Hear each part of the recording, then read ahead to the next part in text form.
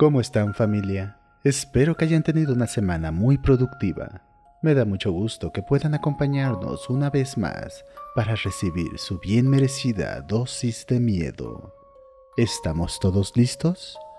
Mi nombre es Javier Cabrera, la sombra en tu ventana.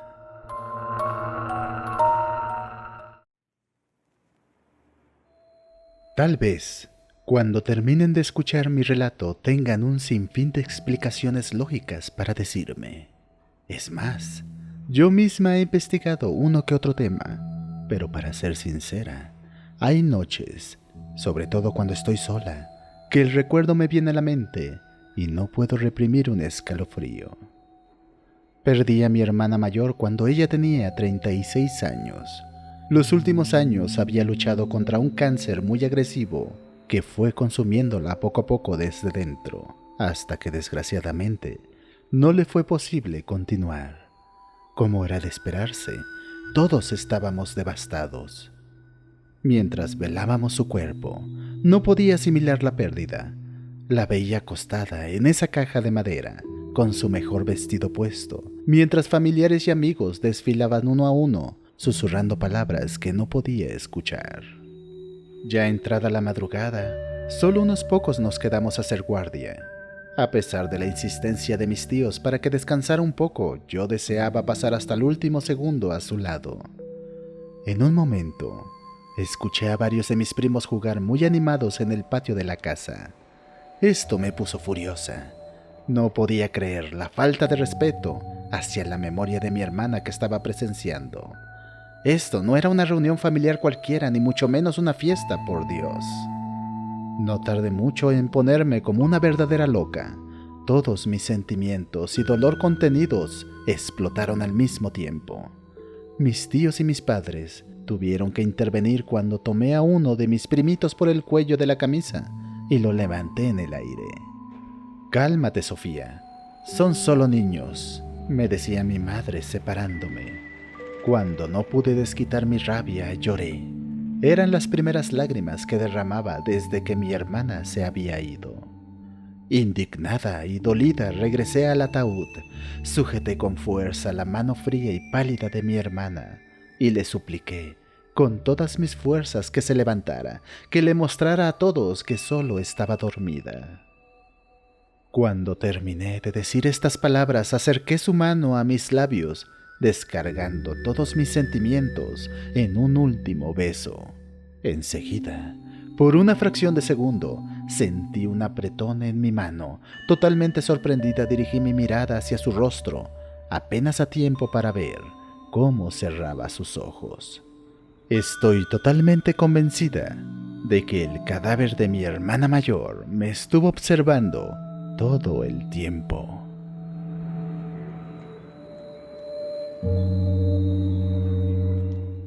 Está claro que cuando eres niño, tienes un don especial que te permite ver e interactuar con seres que no siempre son de este plano. Llámalo un sexto sentido, que en la mayoría de nosotros irá desapareciendo a medida que crecemos. Nací y crecí en Oaxaca. Por aquí, las personas se toman muy en serio las historias de seres elementales que habitan en los márgenes de ríos o en cuevas misteriosas ocultas por la vegetación tropical. Y yo puedo dar testimonio de que esto es cierto. De niño, solía reunirme con mis compañeros de escuela en el centro del pueblo. Ahí se encontraba un hermoso jardín plantado con árboles frutales, de follaje tan espeso que en algunos lugares ocultaba completamente la luz del sol. Todos rondábamos entre los 7 y 8 años de edad. Nuestro juego favorito era el calabozo, algo parecido a las escondidas. Se trataba de dibujar un gran círculo sobre el suelo que haría la función de calabozo. Uno de nosotros contaría hasta 20 y los demás escaparían del carcelero, quien intentaría atraparlos y meterlos en el círculo. El juego acababa hasta que el último niño quedara atrapado dentro del círculo. En esa ocasión, toda la pandilla se reunió como cada tarde. A mí me tocó contar mientras los demás corrían divertidos a esconderse entre los arbustos. Solo me faltaba atrapar a uno de mis amigos para ganar, pero no lo podía ver por ningún lado.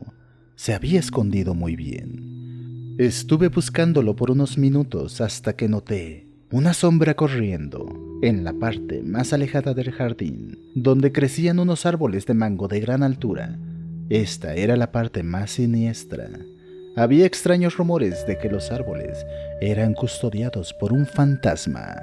Hacía mucho tiempo que nadie pasaba por esa parte. Ni siquiera los jardineros se atrevían a ir por miedo a la aparición. ¿Qué mejor lugar para esconderse?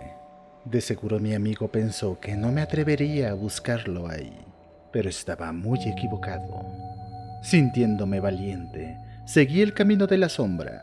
Caminaba despacio, apartando con el pie toneladas de fruta podrida y llena de insectos. Apenas podía ver algo. En serio les digo que el lugar daba muchísimo miedo. Encima de mí, escuché las hojas agitarse con violencia seguido de una risita infantil.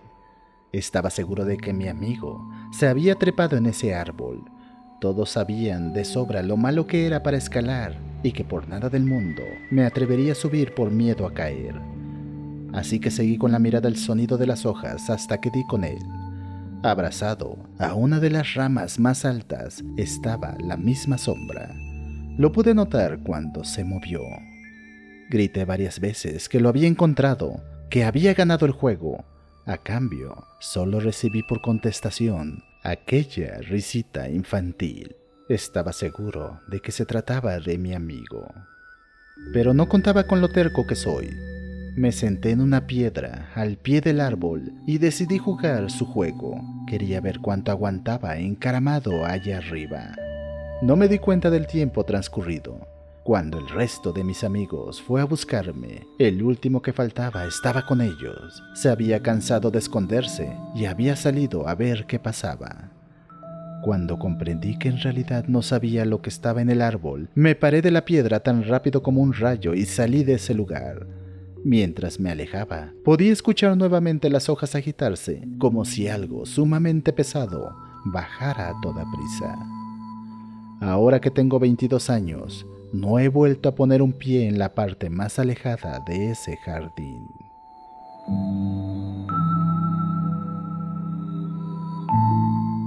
En mi trabajo como embalsamador de cuerpos, puedo ver y sentir gran cantidad de eventos paranormales. No se pueden imaginar lo difícil que resulta a veces, sobre todo cuando recibimos los cuerpos de personas jóvenes que fallecieron de manera repentina por algún accidente y que, dicho sea de paso, se niegan a irse de este mundo. ¿No me creen, verdad? Bueno, no los culpo. Yo era igual de escéptico, pero abrí mi mente a otras posibilidades cuando me tocó atender los cuerpos del matrimonio Medina. Eran una pareja joven de recién casados. Un desperfecto en el motor de su auto los había sacado del camino.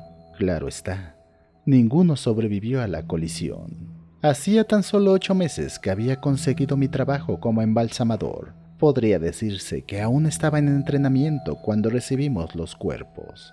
Hasta ese momento, todos los casos que me tocaron fueron supervisados personalmente por mi mentor. Don Rosendo era un viejo afable que rondaba los 60 años. Desde mi llegada, me había tomado cariño y me enseñaba todos los detalles que no te enseñan en la escuela. Algunos decían que le recordaba a su único hijo, aquel que había perdido hacía muchos años y que él mismo preparó para su entierro, aunque esto último nunca pude confirmarlo. En la escuela había hecho infinidad de prácticas con cuerpos donados a la medicina. Me enseñaron que solo era materia inerte, carne sin valor, y así lo creía. En ocasiones mi técnica era demasiado brusca. Don Rosendo me regañaba seguido por mis modos. Me decía que a los muertos hay que tenerles respeto, tratarlos con amabilidad. Creencias de viejos supersticiosos, pensaba mientras asentía con la cabeza sin creer una sola palabra de lo que decía. El día en que nos tocó preparar a los Medina, todo ocurría con normalidad. Primero fue el turno del esposo. Don Rosendo me pidió que sacara el cuerpo del congelador y lo pusiera en la plancha. Así lo hice. Con verdadera maestría, mi mentor realizaba su trabajo, explicando en voz alta cada procedimiento que se disponía a hacer. Hasta ese día pensé que lo decía para que yo aprendiera. Cuán equivocado estaba. En realidad, estaba teniendo algo parecido a una plática con el cadáver que tenía en la plancha. Don Rosendo después me confesaría que era para tranquilizar al muerto, como cuando vas al dentista y te explica lo que va a suceder para que no tengas miedo. Cuando noté la supuesta plática doctor-paciente, no pude contener una carcajada que resonó por todo el anfiteatro. Había llegado a mi límite de estupideces. Es verdad que intenté disculparme inmediatamente, más por obligación que por sentirlo, pero lo que sucedió después no me lo esperaba. Don Rosendo me pidió que sacara el cuerpo que faltaba y lo colocara en la plancha que estaba al lado. Así lo hice. Después terminó con su trabajo y me dijo: «Esta vez tú prepararás el cuerpo de la señora Medina solo». Dio media vuelta y me dejó en el anfiteatro. Me fastidió su actitud. ¿Acaso yo tenía la obligación de creer en supersticiones de un viejo acabado? Le demostraría que mi técnica era tan buena como la de él. Es más, me dispuse a terminar en la mitad del tiempo. Terminé de quitar la ensangrentada ropa de la señora Medina. El caso suponía un reto mayor del que había supuesto. Tenía que reconstruir el rostro que se había deshecho por el primer impacto. Las extremidades no estaban mejor. Parece que había sido proyectada fuera del automóvil, en algún punto del accidente. Pero esto no era el problema, no como el rostro. Creo que no había mucho que hacer. Bueno, creo que su funeral no tendrá un ataúd abierto, pensé.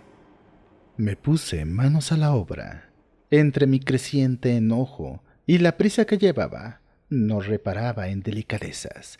Dejaba caer los brazos con desprecio, volteaba el cuerpo sin el menor cuidado, hundía el escalpelo con saña. En fin, me comportaba como un verdadero carnicero. Fue cuando llegué al rostro de la mujer cuando comencé a sentirme nervioso. Por momentos me parecía que el cuerpo del señor Medina se movía, muy despacio. Era extraño. Recordaba que sus manos estaban extendidas y ahora su puño estaba completamente cerrado. En otro momento creí descubrirlo, moviendo los labios. Por supuesto, esto era imposible. ¿O no lo era? Bueno, para entonces estaba poniéndome bastante mal. Necesitaba un descanso. En ese momento entró mi mentor.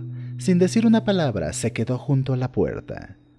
Desgraciado carcamán, seguro viene a ver qué hago mal para después echármelo en cara. Estaba a punto de sacarlo a patadas del anfiteatro cuando las puertas del mismísimo infierno se abrieron. Ambos cuerpos, completamente sincronizados, se sentaron al mismo tiempo. En ocasiones, había sido testigo de este mismo fenómeno. Gases acumulados, movimientos de extremidades. Incluso me había tocado uno que lloró sangre. Pero estos cuerpos, ambos cuerpos se movían de la misma manera, uno imitando a la perfección los movimientos del otro, en perfecta sincronía. Eso me voló la cabeza. Y más aún, cuando ambas cabezas giraron hacia mí para después empujarse a sí mismos fuera de las planchas, como queriendo alcanzarme. Aterrorizado, intenté salir como fuera del lugar, pero don Rosendo me regresó de un empujón antes de que alcanzara la puerta. Contrario a mí, él estaba de lo más tranquilo. Eso es lo que pasa cuando no eres amable, muchacho. Ahora ve y termina tu trabajo de buena manera, o nunca te van a dejar. Ven, ya te he enseñado cómo hacerle.